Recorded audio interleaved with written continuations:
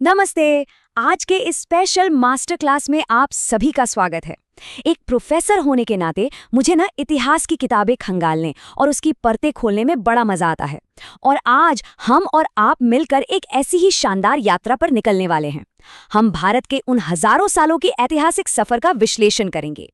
देखिए, भारत का इतिहास सिर्फ राजा महाराजाओं और उनके युद्धों की कहानी भर नहीं है।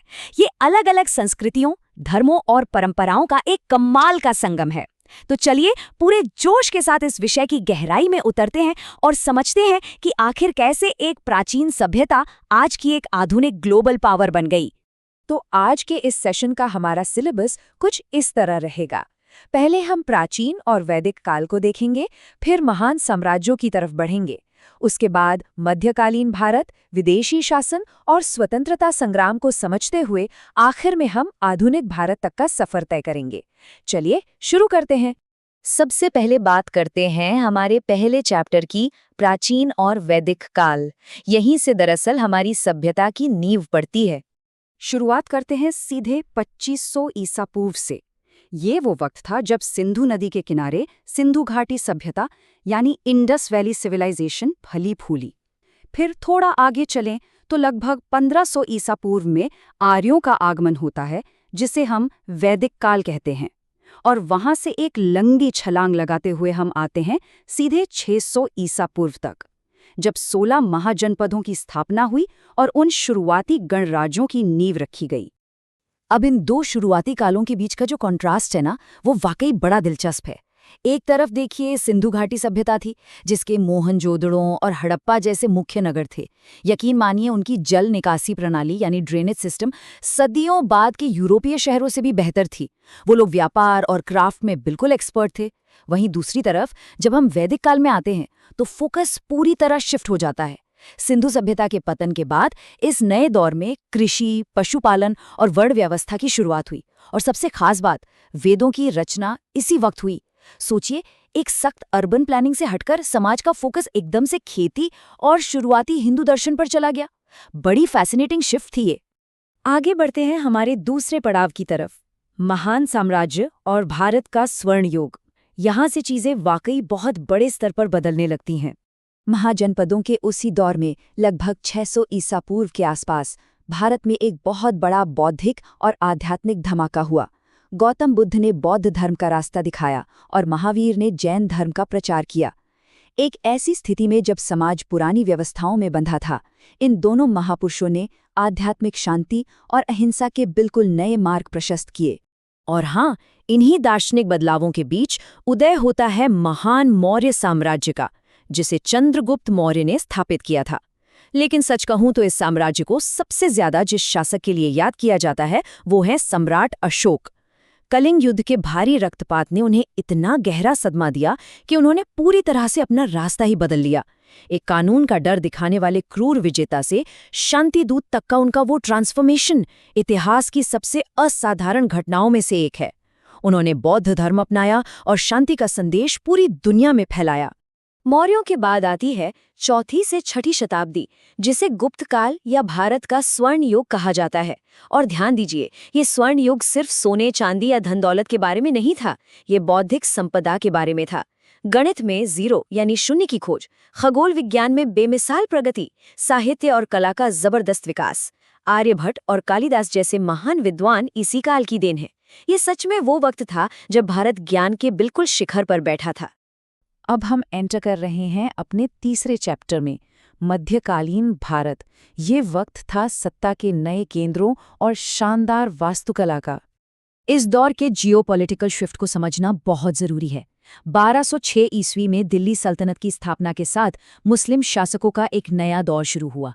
और फिर इसके ठीक 320 साल बाद 1526 में बाबर ने पानीपत की पहली लड़ाई जीतकर मुगल साम्राज्य की ऐसी मजबूत नींव रखी जिसने आने वाली सदियों तक भारत पर असर डाला। ये दोनों ही कालखंड भारत के इतिहास में बहुत बड़ा टर्निंग पॉइंट साबित हुए।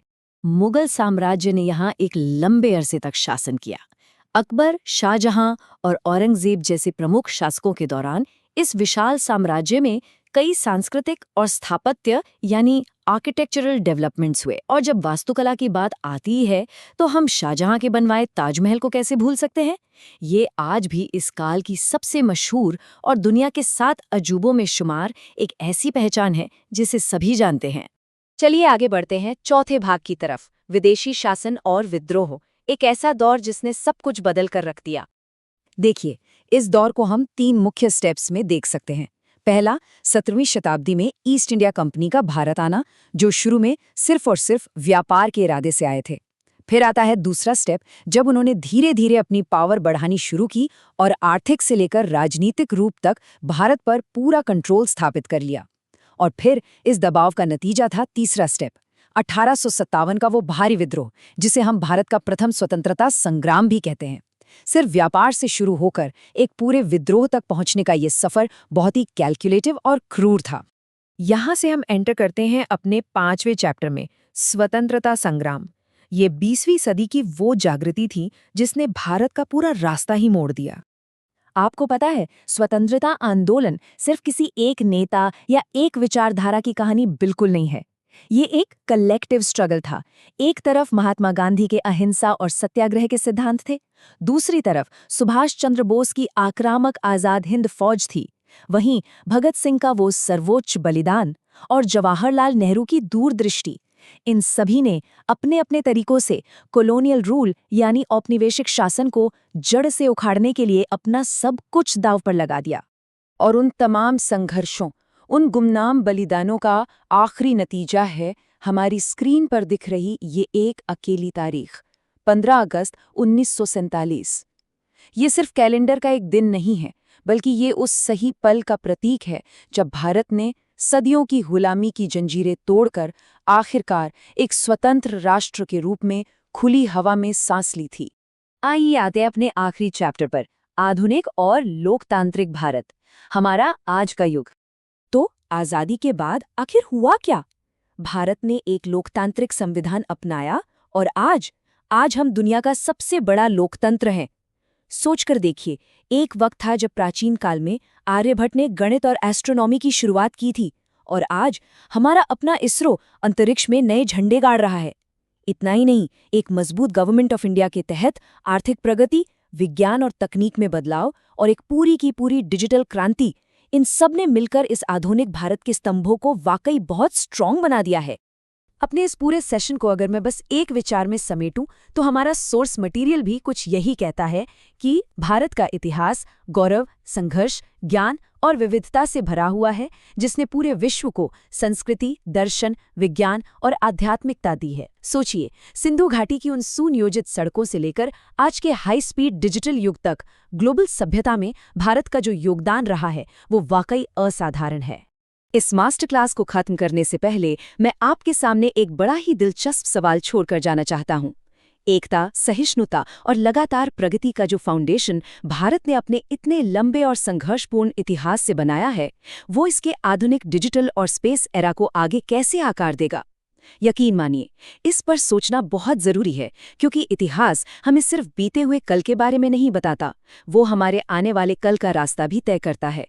आज के इस ऐतिहासिक विश्लेषण में मेरे साथ जुड़ने के लिए बहुत बहुत शुक्रिया। बस ऐसे ही सीखते रहिए और आगे बढ़ते रहिए।